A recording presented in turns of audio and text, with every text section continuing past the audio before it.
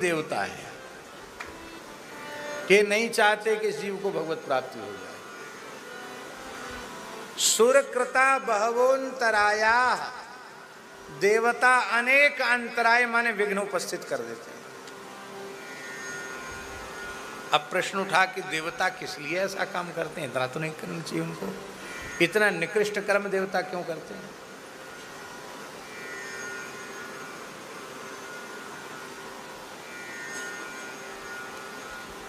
हमको आप लोगों ने यहाँ बैठा रखा है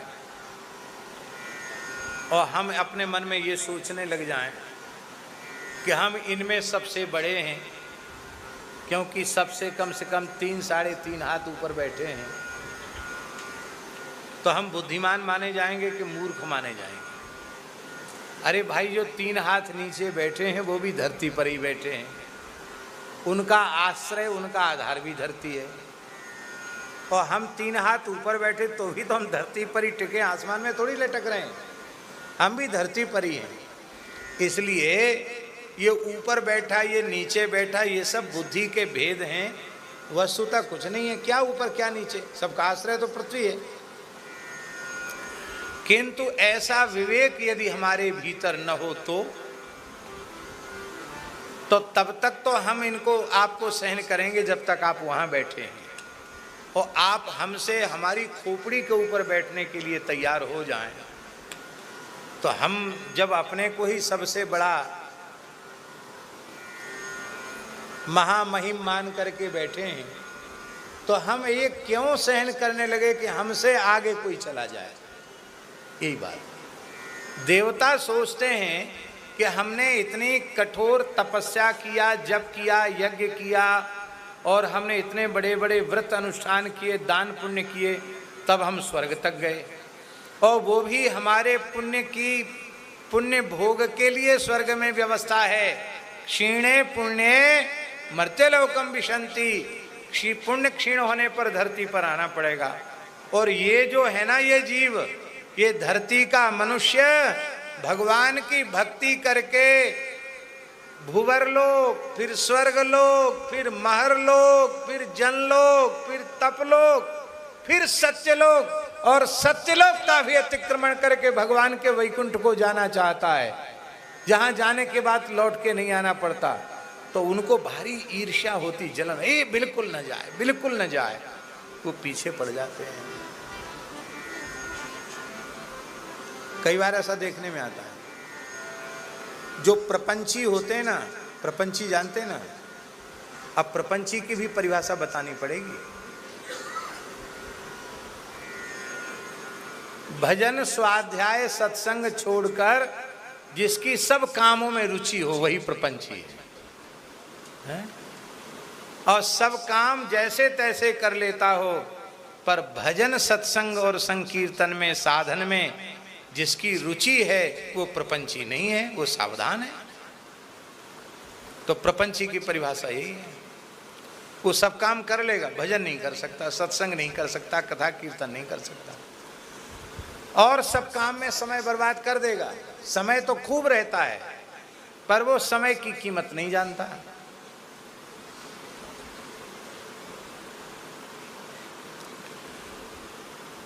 तो ये जो प्रपंची लोग हैं ना, खूब ठूस ठूस कर दिन में 2 बार 3 बार 4 बार खाने वाले,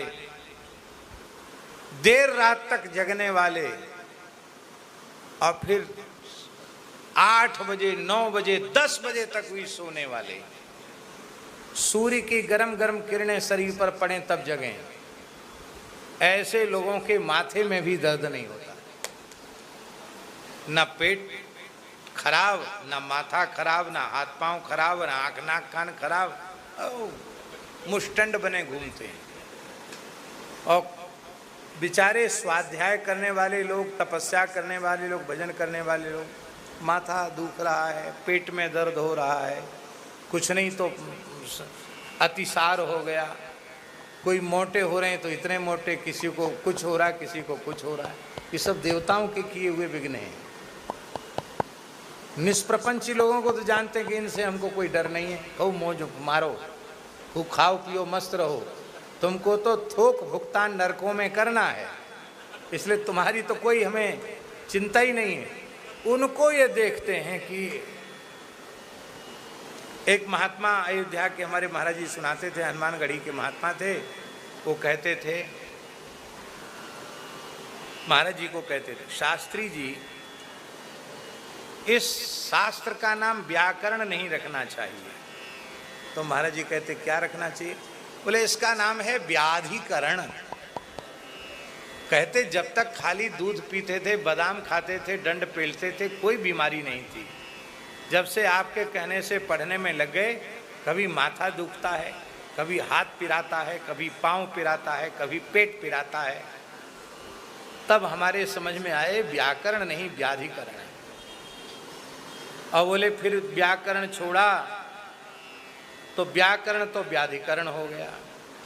और बोले एक महात्मा और था, बढ़िया से पढ़ता था व्याकरण, पढ़ते पढ़ते उसकी नौकरी लग गई, घर वालों से संपर्क हुई, उसका ब्याह हो गया, तो दूसरा नाम हो गया व्याहकरण।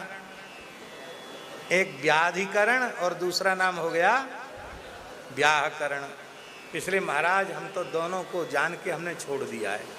महाराज जी बोले फिर अब क्या करते हो? भजन में लग गए हो? अरे बोले फिर हमने सब काम छोड़ के माला लिया, अब और ज़्यादा परेशानी, ये तकलीफ वो तकलीफ, ये बीमारी वो बीमारी, अब माला वाला भी उठा के रख दिया। अब मस्त से खूब प्रेम से पाते हैं, दो ही काम करते हैं, पाना और सोना, दो काम करते हैं। कहते अब इतने प्रसन्न हैं, कोई बीमारी नहीं, और विश्वास है अवध तजेतन नहीं, संसार अयोध्या छोड़ के जाते नहीं हैं। एक बार सरजू नहाए आते हैं, हनुमान जी का दर्शन कर लेते हैं, कनक भवन का दर्शन, अब मस्त पड़ी हुई, कोई साधन वाधन नहीं करते। यद्यपि महाराज जी कहते थे कि वो अच्छे महात्मा थे, वो तो कहते ही थे कि साधन नहीं करते, रोज सरजू स्नान करना और रोज हनुमान जी का कनक भवन का दर्शन करना क्या कमती बात है क्या? पर महात्माओं की बात है। इसका आशय यह है कि भगवत प्राप्ति के पथ पर चलने वालों के जीवन में चाहे जितने विघ्न आवें, जितने विघ्न आवें, उनका उत्साह उतना बढ़ना चाहिए। उनको कभी अपना उत्साह कम करना नहीं चाहिए, क्योंकि सुरकृता बहवोन्तराया, देवताओं के द्वारा उपस्थित किए गए विघ्न आते हैं, पर भगवान देवता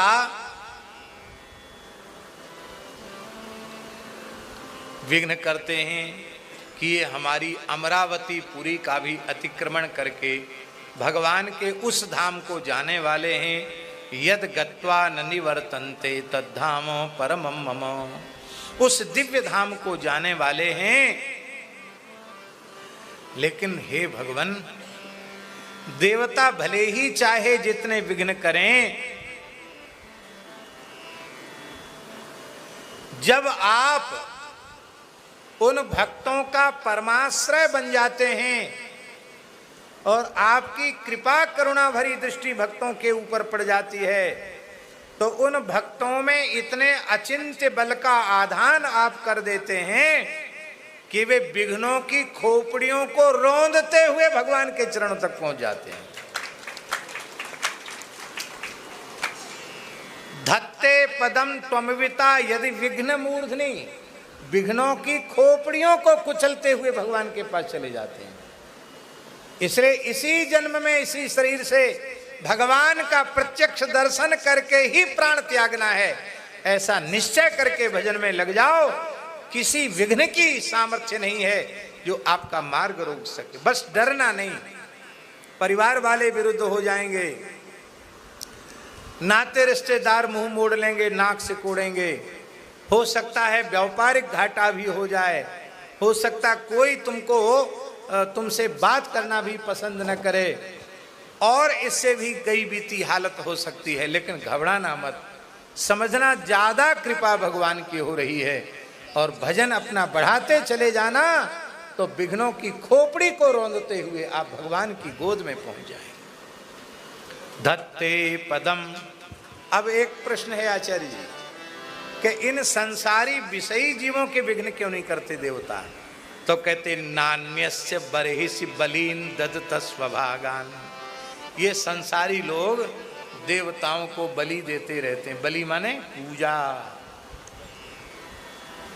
और देते लेते भी रहते हैं। देते भी हैं फिर उनसे लेते भी हैं कि हम ये दे रहे हैं, तुमको ये चाहिए। तो उनका तो लेन देन का हिसाब किताब चलता रहता है। और भक्त, हाँ, मीरा जी देवी जी की विरोधी नहीं थी,